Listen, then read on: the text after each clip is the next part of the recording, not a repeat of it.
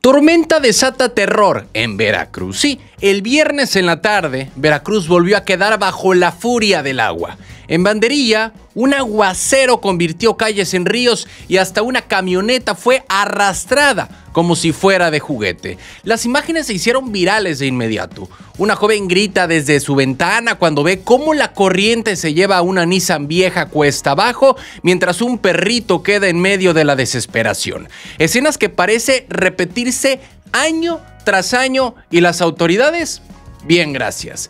La calle en pendiente de la congregación El Rosario se transformó en una trampa mortal. Vecinos aseguran que ya es costumbre que con cada aguacero pase lo mismo. Casas inundadas, carros atrapados y miedo de que alguien no alcance a ponerse a salvo. En otro punto de Banderilla, una adulta mayor advierte a un hombre que no se cruce la corriente porque la podría jalar. Su voz, grabada en video, refleja lo que todos sienten: vivir con el miedo de que un día la lluvia se lleve más que objetos. Mientras en el centro del estado se peleaban con las inundaciones urbanas, en el sur de Veracruz, comunidades enteras quedaron incomunicadas por el desbordamiento de ríos. Lo que es Jesús Carranza y Tejistepec fueron las más golpeadas. Caminos cortados, casas llenas de agua y cultivos de maíz y limón perdidos bajo el lodo. Más de 800 familias resultaron afectadas y ante el desastre entró en acción la Sedena, la Guardia Nacional y la Fuerza Aérea aplicando el plan DN3E.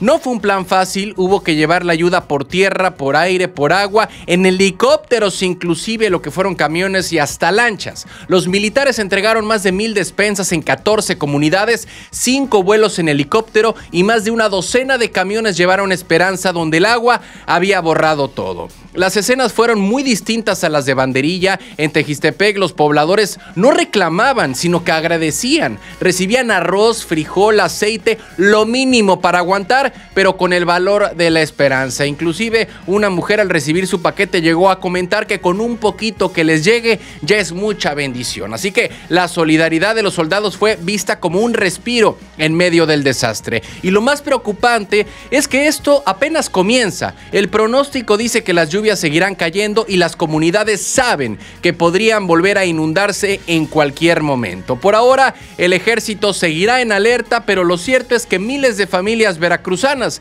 están viviendo con el agua al cuello. Literalmente. Mientras en Banderilla la gente exige que el gobierno actúe para evitar inundaciones que cada año arrasan con todo, en el sur agradecen la mano del ejército que llega después del golpe. La pregunta queda flotando: ¿hasta cuándo Veracruz tendrá prevención real y no solo reacción cuando ya el agua lo arrasó todo? ¿Cansados de las mismas noticias de siempre? ¿Con los mismos de siempre?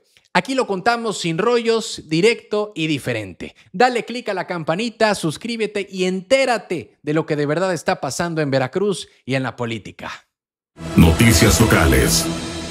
Veracruz recibe millones, pero no medicinas. Atención Veracruz, porque el estado recibirá en el 2026 más de 157,000 millones de pesos del gobierno federal. Pero ojo, aunque suena una cifra histórica, el aumento real frente al 2025 es apenas de 0.7%. Estamos hablando de 6,393 millones extras que llegarán principalmente vía participaciones federales. Es dinero fresco, pero que pone sobre la mesa una pregunta incómoda. ¿Alcanzará para resolver lo urgente o se va todo a proyectos gigantes que poco se sienten en el día a día?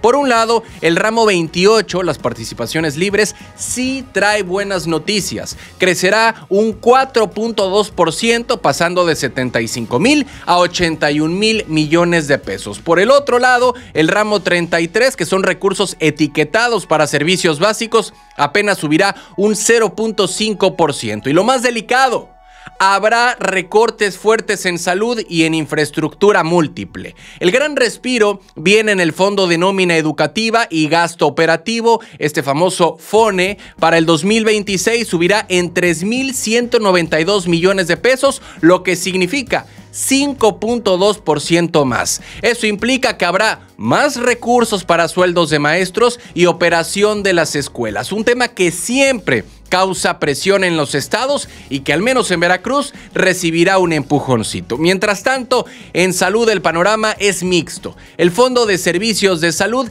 cae casi un 55% y el Fondo de Aportaciones Múltiples baja casi un 30%. Duro golpe para hospitales y clínicas que ya batallan con carencias. La parte positiva es que el IMSS recibirá cerca de 500 millones de pesos más para modernizar hospitales, clínicas y comprar equipo especializado.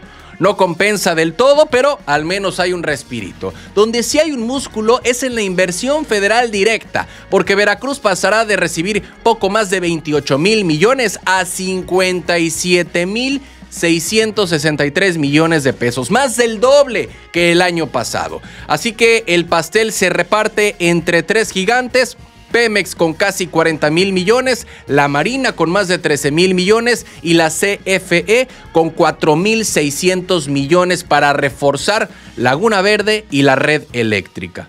La brújula es muy clara. El dinero grande va al corredor interoceánico del Istmo, a las refinerías y a los puertos de Coatzacoalcos y Pajaritos. El sur de Veracruz se lleva el foco, buscando reactivar la economía desde ahí, pero el problema es que mientras estos megaproyectos avanzan, los recortes en salud y en apoyos locales dejan un sabor agridulce en otras regiones del estado. Pero bueno, Veracruz tendrá más dinero que nunca, pero la gran pregunta es si ese presupuesto realmente se sentirá en la vida de la gente, porque mientras se invierte a lo grande en petróleo, en puertos y en energía, los recortes en salud nos recuerdan que la verdadera batalla está en equilibrar prioridades. Los megaproyectos pueden esperar, pero los enfermos definitivamente no. Noticias locales. Del café en Marte a escándalo legal. ¿Se acuerdan de la diputada que salió con la ocurrencia de mandar café veracruzano hasta Marte? Pues ahora la cosa se puso seria. ¿La podrían denunciar ante el OPLE Veracruz? Sí, así como lo están escuchando. Lo que empezó como una ocurrencia viral terminó en un tema legal porque en pleno debate legislativo lanzó frases que ya no dieron risa, sino que fueron vistas como violencia política de género. Victoria Gutiérrez Pérez, de Morena, no solo habló de científicos veracruzanos construyendo una nave espacial, también se fue con todo contra la oposición. Las llamó bonitas, ignorantes y aprendices de política. Ese tono encendió más el Congreso que cualquier café cargado, porque dejó la impresión de que la burla fue directa y con saña. La diputada de Movimiento Ciudadano, Elena Córdoba, fue muy clara.